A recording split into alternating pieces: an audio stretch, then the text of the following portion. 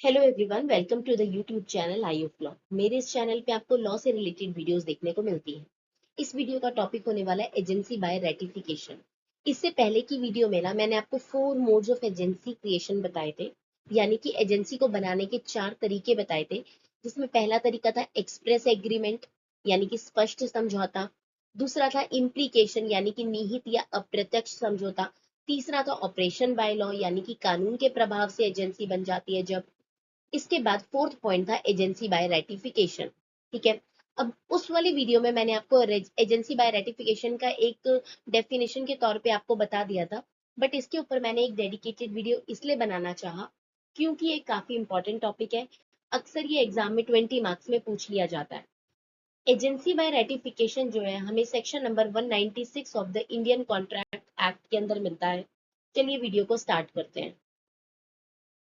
अब देखते हैं एजेंसी बाय रेटिफिकेशन के लीगल एस्पेक्ट को। देखिए section number 196 and section number 197 जो है इस कॉन्सेप्ट को कंट्रोल करता है। सेक्शन नंबर 196 कहता है कि जब कोई एजेंट किसी ऐसे काम को अंजाम दे देता है जिसके लिए वो पहले से ऑथराइज नहीं था, ठीक है, यानी कि जिसके बिहाफ में वो काम करने गया है या कर चुका है, उस पर्सन ने उसको इसकी रजामंदी नहीं दी थी, मगर काम होने के बाद वो पर्सन उसको एक्सेप्ट कर लेता है। ठीक है। इसको कानून में ना एक्स पोस्ट फैक्टो एजेंसी कहते हैं, यानी एक ऐसी एजेंसी जो घटना के बाद यानी कि कार्य होने के बाद बनती है। ठीक है। और सेक्शन नंबर 197 जो है ना मोड्स ऑफ रेटिफिकेशन यानी कि पुष्टिकरण के प्रकार देता है। क्योंकि सवाल ये उठता है कि प्रिंसिपल अपनी मंजूरी जो देगा वो कैसे देगा। तो सेक्शन नंबर 197 हमें बताता है कि रेटिफिकेशन जो है वो 2 तरीके से किया जा सकता है। या तो एक्सप्रेस किया जाएगा अभिव्यक्त करके, जब प्रिंसिपल जो है वो साफ साफ शब्दों में बोलकर या लिखकर अपनी मंजूरी देगा, अपनी स्वीकृति देगा। और या फिर इम्प्लाइड, जो प्रिंसिपल के आचरण से कंडक्ट से रिफ्लेक्ट होता है, समझ में आता है। ठीक है। इसका ना सबसे बड़ा रूल ये है कि जब आप किसी पुराने कंडक्ट को अडॉप्ट करते हैं तो कानून ये नहीं मानता कि आपने उसको आज से अडॉप्ट किया तो एजेंसी आज से बनी है, बल्कि कानून ना उसको बैक डेट में जाके मानता है कि जब वो काम किया गया था। ठीक है। यानी कि एजेंसी उसी पिछली डेट से वैलिड थी, ये मानेगा कानून। ठीक है।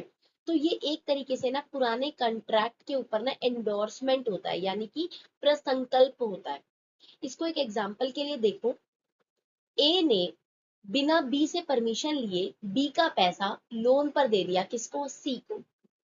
ठीक है।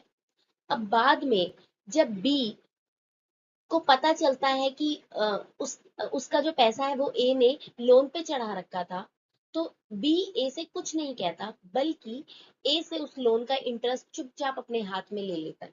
ठीक है। यहाँ ना बी का इंटरेस्ट लेना उसकी तरफ से एक इम्प्लाइड रेटिफिकेशन है।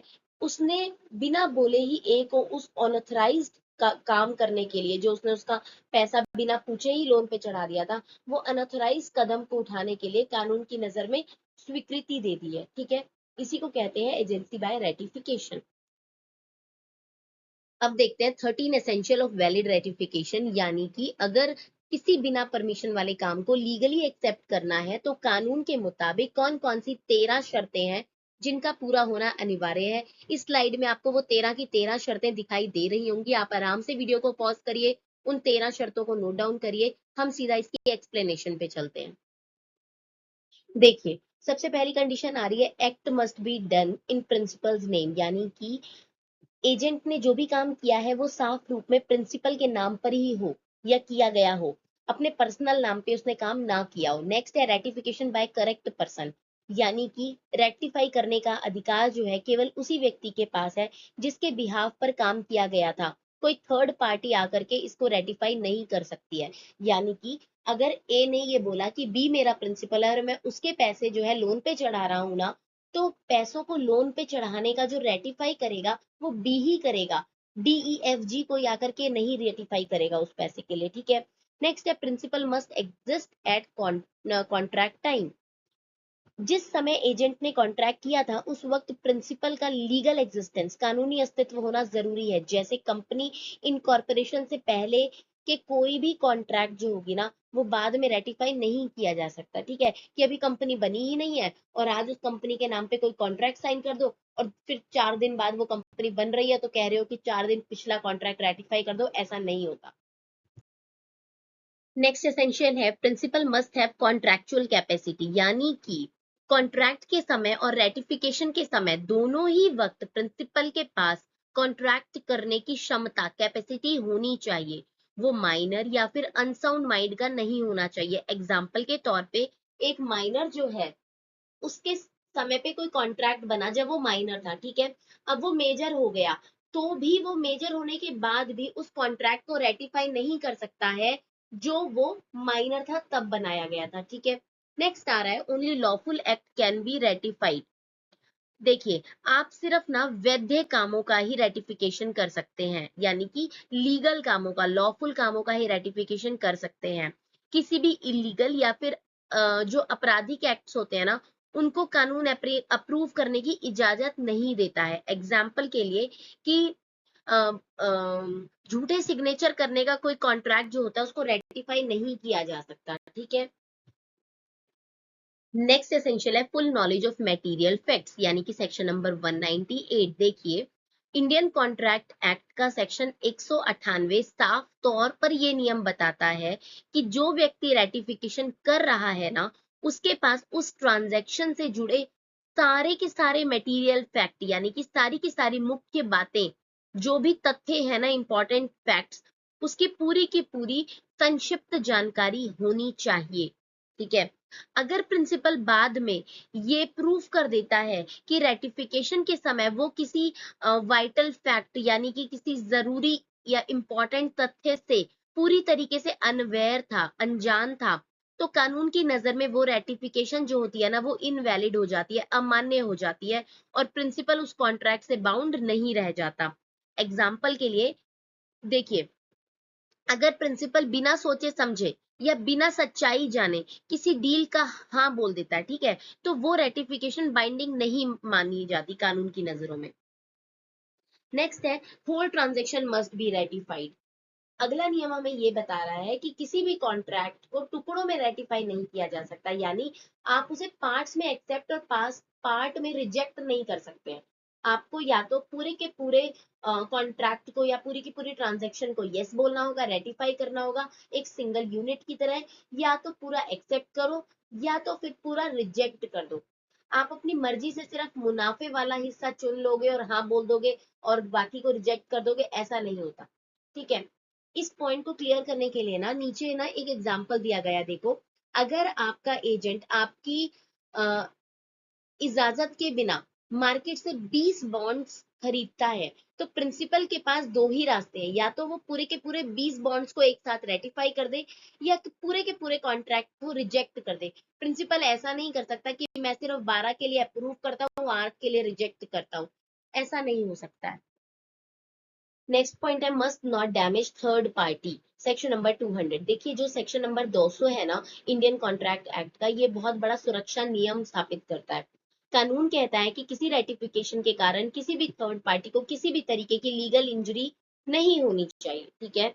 और कानून साथ में ये भी कहता है कि अगर आप किसी अनऑथराइज्ड एक्ट को रेटिफाई कर रहे हो जिसके कारण किसी थर्ड पार्टी को लीगल इंजरी हो रही है, कोई क्षति पहुंच रही है, तो वो रेटिफिकेशन वैलिड नहीं मानी जाएगी।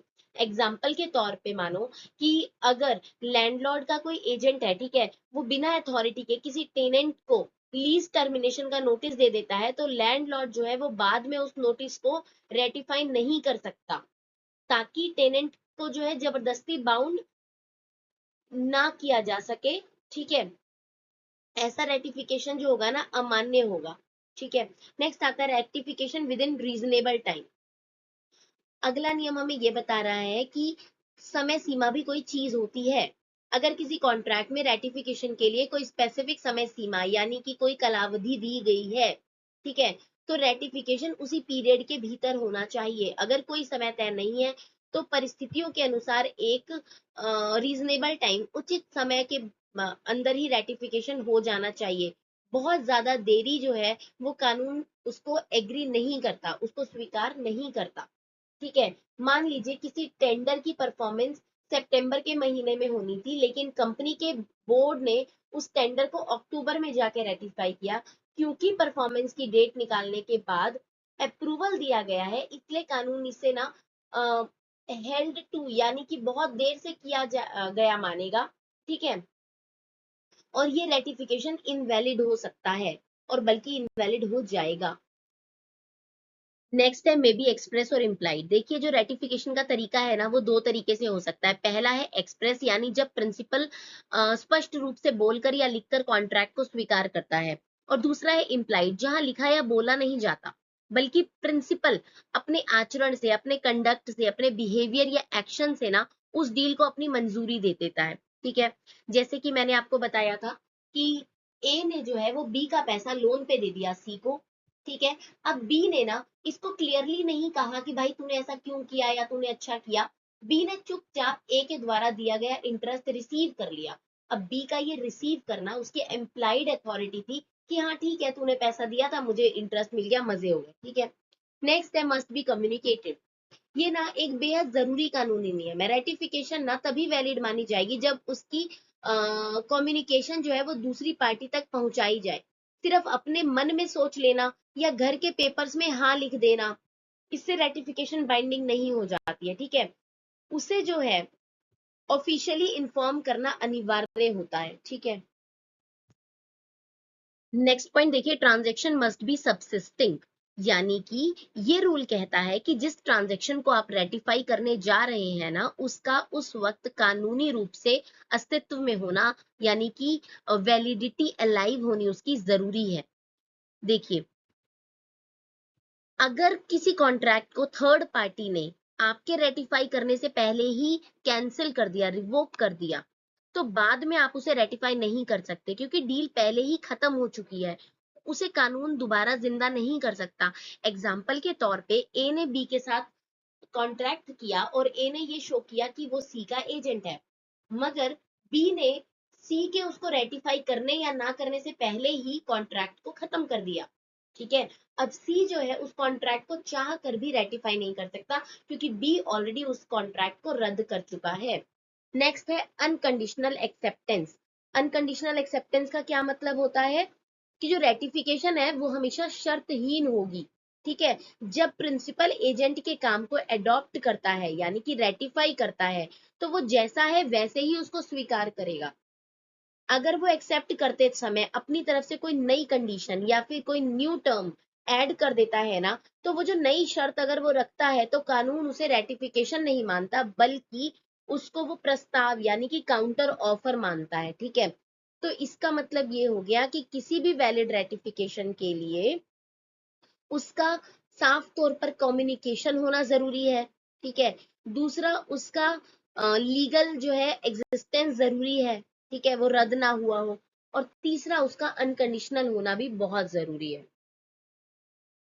सबसे पहली बात तो एक मेन इंपॉर्टेंट टॉपिक हूं में रेक्टिफाई, जिसको हमने क्लियरली तो नहीं पढ़ा है, लेकिन हमने उसको अपने एसेंशियल्स के बीच में एक पॉइंट में कर लिया कि हु में रेक्टिफाई द कॉन्ट्रैक्ट। तो रेक्टिफाई केवल वही कर सकता है जिसको प्रिंसिपल बताकर जिसके बिहाफ में अनऑथराइज्ड एक्ट किया गया था, ठीक है। कोई भी एक्स वाई जी पर्सन आके किसी एक्ट को रेटिफाई नहीं कर सकता है। अब हम देखते हैं अगर एक बार रेटिफिकेशन हो जाता है ना, तो उसके कानूनी इफेक्ट, लीगल इफेक्ट क्या होते हैं। तो सबसे पहला इफेक्ट आता है retrospective liability of the principal, यानी कि ये सबसे ज्यादा प्रभावशाली इफेक्ट है कि जो रेटिफिकेशन है ना, वो प्रिंसिपल उस अनऑथराइज एक्ट के लिए पूरी तरीके से लाइबल हो जाता है रेटिफिकेशन के बाद, ठीक है। और ये जो लाइबिलिटी है ना, ये रेट्रोस्पेक्टिव होती है, यानी कि भूतलक्षी प्रभाव से लागू होती है, यानी कॉन्ट्रैक्ट उस डेट से बाइंडिंग माना जाएगा जिस दिन एजेंट ने वो काम मूल रूप से किया था, इनिशियल डेट, ओरिजिनली जब वो काम किया था, ना कि उस दिन से जिस दिन से प्रिंसिपल ने उसको रेटिफाई किया है। एग्जाम्पल के तौर पे मान लो मदान ना बिना किसी अधिकार के 20 अगस्त को एक कॉन्ट्रैक्ट करके आ गया, और वासुदेव उसके बाद 28 अगस्त को उस कॉन्ट्रैक्ट को रेक्टिफाई करता है। तो अब वासुदेव जो है लाइबल हो जाएगा उस कॉन्ट्रैक्ट के लिए 20 अगस्त से ही, जब मदान ने वो काम किया था, ना कि जिस दिन वासुदेव ने रेटिफाई किया तब से, ठीक है। तो जो कॉन्ट्रैक्ट होगा वो 20 अगस्त से वैलिड माना जाएगा, और सारी की सारी लाइबिलिटी उसी दिन से मानी जाएंगी। नेक्स्ट है agent released from the liability. ये सबसे ज्यादा प्रभावशाली इफेक्ट है। देखिए, जैसे ही प्रिंसिपल किसी काम को रेटिफाई कर देता है, ठीक है, और प्रिंसिपल और एजेंट के बीच में एक लीगल कॉन्ट्रैक्ट स्थापित हो जाता है, वैसे ही एजेंट अपनी सारी पर्सनल लाइबिलिटी, जितने भी उसके व्यक्तिगत उत्तरदायित्व से थे ना, उनसे रिलीज हो जाता है, मुक्त हो जाता है, फ्री हो जाता है। इसके साथ ही एजेंट कानूनी रूप से अपना कमीशन या फिर अपनी बाकी की सारे नॉर्मल बेनिफिट्स पाने का भी अधिकारी हो जाता है। ठीक है, अगर इसको हम शॉर्ट में कहें तो रेटिफिकेशन कानून में एक ऐसा मैजिकल टूल है जो एजेंट को सुरक्षा देता है और कॉन्ट्रैक्ट को उसके शुरुआती दिन से ही वैलिड बना देता है। ठीक है, इसके साथ ही हमारा मोड ऑफ एजेंसी क्रिएशन यानी कि एजेंसी बाय रेटिफिकेशन खत्म होता है। कोई डाउट है तो मुझे कमेंट सेक्शन में लिखिए। मेरी वीडियो पसंद आती है तो मेरी वीडियो को लाइक करिए, मेरे चैनल को सब्सक्राइब करिए। Thanks for watching.